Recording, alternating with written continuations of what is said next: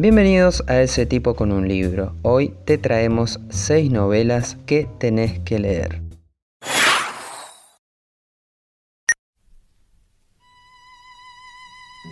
Comenzamos con Dr. Zhivago, novela rusa escrita por Boris Pasternak, publicada en 1957 en Italia por la censura política y más tarde en 1988 en la ex Unión Soviética. Ambientada en la Primera Guerra Mundial, la Revolución Rusa de 1917 y la posterior Guerra Civil de 1918 a 1920, nos adentramos en las vivencias de Yuri Zhivago, joven doctor y poeta, y la destrucción de la vida que siempre ha conocido. El sufrimiento, el amor y el significado de la vida en tiempos de guerra son varios de los temas más importantes del libro. A mí me llevó un mes y un poco más leerlo, pero no por aburrido o denso, sino porque hay que tomarse el tiempo para acostumbrarse a tantos personajes, hechos y lugares. Quizá haya tenido que ver la traducción de la edición que tengo. Para complementar esta lectura, recomiendo investigar en profundidad, o al menos un poco, el contexto histórico en el que se desarrolla la novela y así tener una visión más rica de la historia.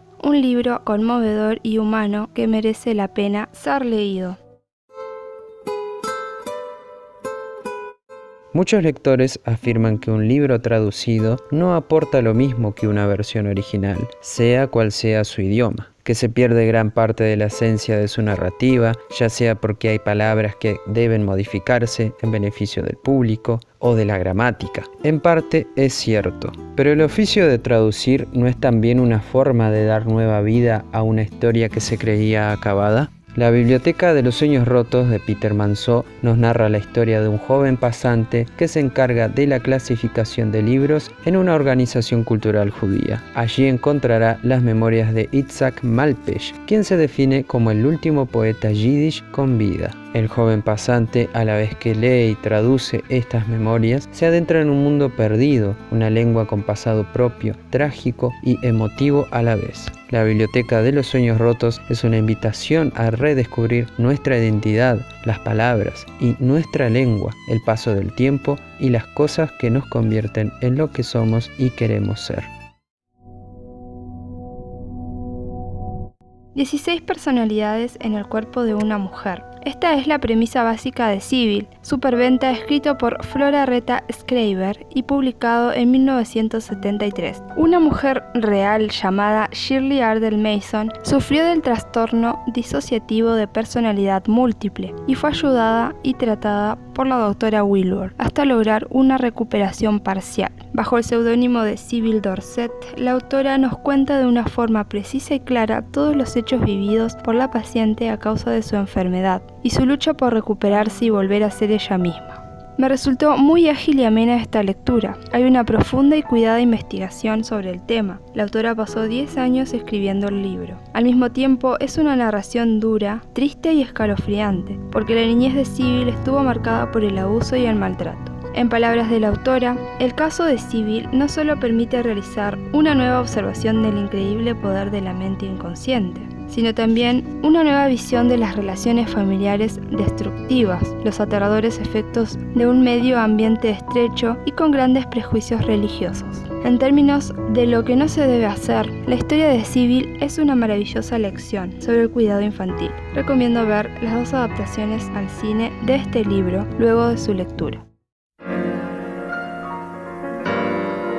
El mundo contemporáneo, así como el avance del progreso, ha creado en el ser humano sentimientos pesimistas. Es frecuente notar cómo el paso del tiempo nos lleva con frecuencia a añorar escenarios pasados. La infancia, el paso de la adolescencia a la adultez, rememoramos esos momentos como si fueran ideales. Al sur de la frontera, al oeste del sol, de Haruki Murakami, nos presenta la historia de Hajime. Casado, padre de 2 niñas, dueño de un bar de jazz, se puede decir que vive una existencia feliz. Todo esto se trastoca con la aparición de Shimamoto, su vieja amiga de la infancia. A partir de este evento, el protagonista se replanteará tanto las decisiones del pasado, las relaciones que ha construido a lo largo de su vida y el hilo que las sostiene. La prosa de Murakami es aguda, intimista, al ritmo del jazz, nos provee de una trama desgarradora, melancólica. Dos seres empujados por sus propios miedos deben tomar una decisión. En sus 266 páginas de extensión es una obra que tocará tus fibras más internas. En palabras de Antonio Lozano, leer a Murakami es una experiencia transformadora. Adentrarse en un bosque, bajar a un pozo, pasear por un sueño y resolver conflictos internos. En 1959, una familia de un pueblo llamado Holcomb, Estados Unidos, es encontrada muerta de forma horrenda. Este hecho real es la trama principal de A Sangre Fría, escrita por Truman Capote y publicada en 1965. El autor, para escribir este libro, que no ha podido ser catalogado en un género fijo, viajó al pueblo donde ocurrió el asesinato con el fin de investigar, entrevistar y darle una explicación a la muerte de esta familia. Con un estilo narrativo particular que se mezcla con la realidad, la crónica policial o periodística y la no ficción, Capote nos mete en la mente de todos los involucrados y los vuelve tan humanos, incluso a los asesinos, que no te deja juzgar ni a los unos ni a los otros. Las descripciones de los asesinatos son tan gráficos y truculentos que parece que estuviste en esa casa junto con los policías y vecinos. Un libro que devoré en pocos días y que se te queda en la cabeza mucho tiempo. Como complemento recomiendo ver 2 películas sobre este libro. Capote de 2006 e Infame de 2007, para entender el contexto en que fue escrito el libro y también al autor.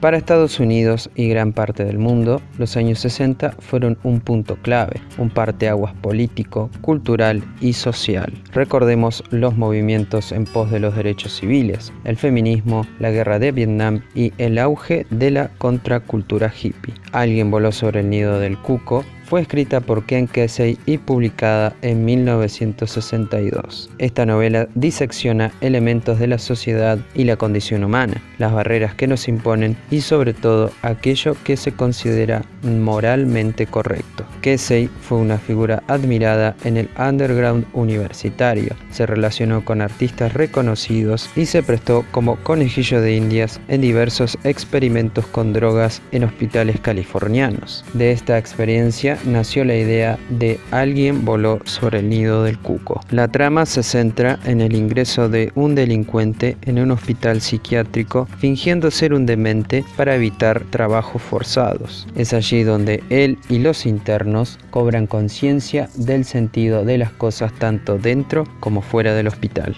Este libro cuenta con una adaptación cinematográfica a cargo de Milos Forman y protagonizada por Jack Nicholson. Adentrarse en esta novela es una manera de entender el espíritu de los 60, espiar la cerradura de lo prohibido y ver en la locura una manera aterradora de descubrir la verdad de las cosas. Como dice un pasaje, te atacan donde no puedes defenderte, te meten cosas dentro y no paran hasta conseguir programarte. Esto ha sido todo por este video de recomendaciones de novelas que tenés que leer. No quiero dejarlos sin antes decir y animarlos a que lean libros nuevos, libros que los desafíen y pongan a prueba su perspectiva. En palabras de Murakami, leer fue mi escuela. De no haber leído tantos libros, mi vida habría sido gris, apática, incluso deprimente. Ya saben que si les gusta este tipo de videos, no duden en dejar un me gusta, comentar, compartir, suscribirse si todavía no lo hicieron, hacer todas esas cosas buenas que ayudan al canal. Esto ha sido todo en Ese tipo con un libro. Nos veremos la próxima.